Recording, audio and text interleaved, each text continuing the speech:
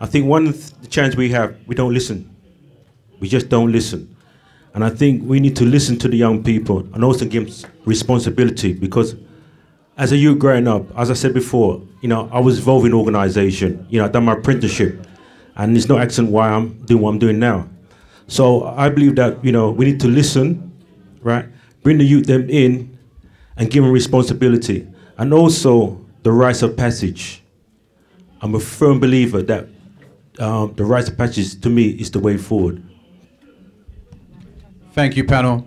Just to say that we've really only got about 20 minutes, so we want to get as many questions in as possible, at least 10 questions. So if we can keep the answers as brief as possible, say a minute maximum. Yeah, is that okay? A minute maximum, so we can get through the time. And that's really it. Also, we want to hear from young people, because we intend to develop programs to suffice your needs. So we want to hear from our young people with regards to what they feel needs to be done with regards to this problem. All right, let me just directly answer the question that the man asked.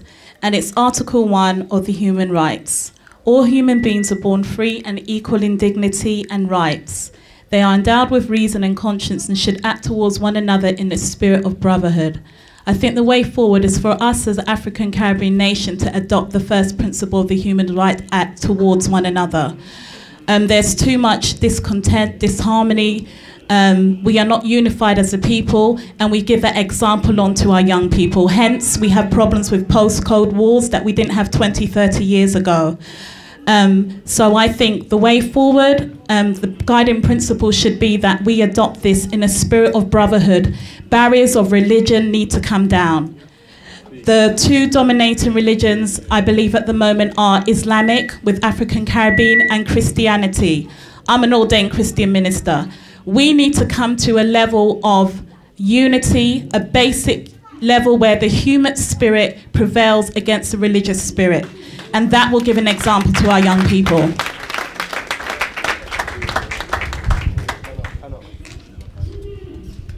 I just wanted to add to what the sister said. I think exactly what she said is right on point.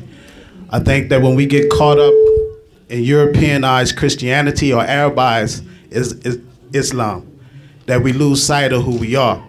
But I think most important is that some of our scholars have given us a framework, but we run away from them. And that's the thing.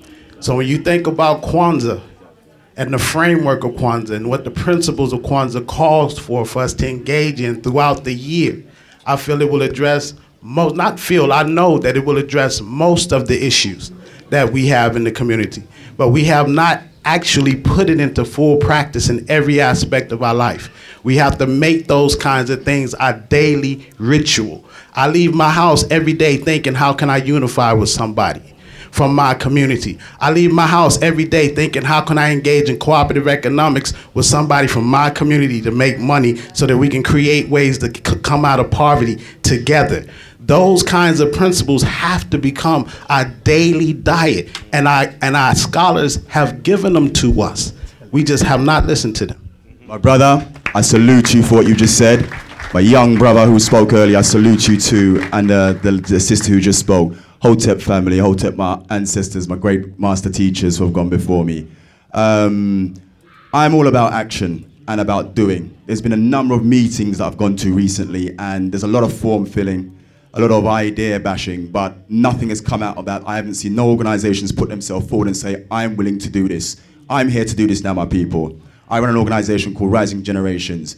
I have trained as a graphic brand designer, corporate brand designer for the last 15 years. I am now asking everybody on that panel here today, and with the organizers who organized this today, Brother Hakim, Brother Kay, can we organize a meeting where we are forming a brand, a company, an organization with respected people on the panel here as part of the board? When we have something of this nature, we can start talking about constitutions, start going out there and asking people to sign up to this organization. So everybody who has their organization, continue and do what you do. But what you're doing has to be for the greater cause. And that greater cause has to come under one arm. Like the sister just said there, forget religion. It's about a longer, harder struggle that we have to come across. So the question is to the panel, can we, or do you see something like that being feasible? Basically, we create an identity, create a corporate identity. You know, yesterday, sorry to talk, brother, but yesterday I went and looked at the EDL site. Now, these guys are football thugs, okay? But they understand they're living in a system that is politicized, that is corporate, that is business, okay? So that's how they've organized themselves. We need to do the same. Organizations from north, south, east, or west doing their own thing in their own area isn't gonna cut it. Okay? People need to be real. People need to be honest with themselves. If you leave here today and you continue with your MTV culture, you continue with your soap operas, you're not really being real. It's a hard thing to do, my people, but it's a mindset. If the mindset isn't right, all of this is a waste of time. And I don't mean to be so pragmatic and just downhearted about it, because I love to see my brothers and sisters here, but we need to be real. So the question to the panel is, can we organize that meeting so we can talk about a corporate branding structure to go forward? Okay, I'll answer that quickly. Since the riots have happened, I've spent a lot of time directly involved in the communities, meeting with community leaders and MPs and chasing up the IPCC to make sure they're doing their job. And that's been one of the highlighted questions. I believe we already have the facilities for that. I believe we need to network closer and listen and watch what each other are doing. There's actually an organisation called Building United Communities. They're an umbrella organisation for African Caribbean businesses, and they're in the process now of actually putting that exact thing that you said, that plan in place. And the founder's actually here today, Andrew Green, he's over here. And so if any of us would like to connect with him, I'm sure there's going to be time to do that. Yeah. And can I just point out one important fact, and what the brother said is right, and he's on key on every facet. But I do believe that we've already got the mechanisms in place. It's not about just doing them now. And so this organisation, Build United Communities, it's been going for years. It's not a flashpot organisation. So they're already established, and I believe we can access that service from them.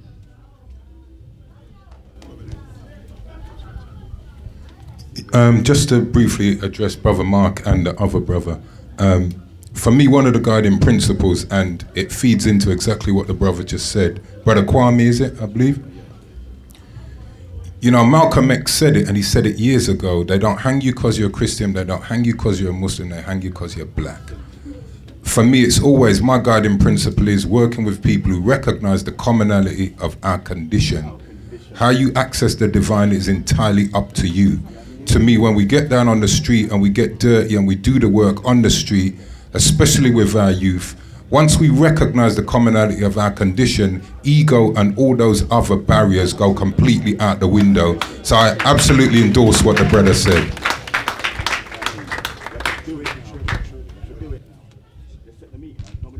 Okay, I think before we address the war that's going on amongst the youths, we need to address the war within ourselves, because that's where it starts. That's the guiding principle right there. We can have 1,000,001 organisations, but if they're not trying to instill values and principles within the youth, they're not going to succeed. You could tell a youth to put a gun and a knife down, but you need to show him why he needs to put the gun and knife down. Don't tell me that I need to put a gun and knife down just because it's going to hurt someone. I already know it's going to hurt someone, but teach me the root cause and go deeper into what and why it's going to do what it's going to do, and teach me about why I'm in the condition that I'm in. That's what we need, and that's what we need amongst the youths. And we need more youths to stand up and to go out there and teach other youths about why we are in the condition that we are in. Because adults can talk a lot, and we as youths, we know that. Because we've been hearing them since we were children, we've been hearing them talk. But now it's time for us as youths that know a lot and know what we're doing. We need to go out into our communities and we need to say enough is enough. Because we have the fearlessness to go out there that some adults don't have.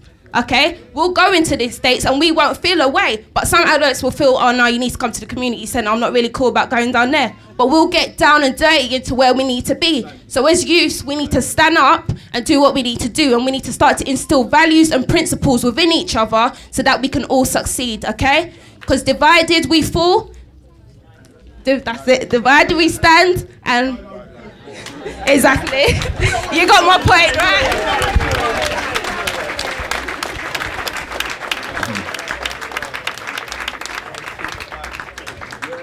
Yeah, in regards to the question about having an organization which is going to represent us, East, West, all of us, I think that we need to say, like what I think the sister said there at the end, right? And we need to just reiterate that point. Organization exists. Coalition of organization exists. It's a combination of individual and organization that put this meeting on today.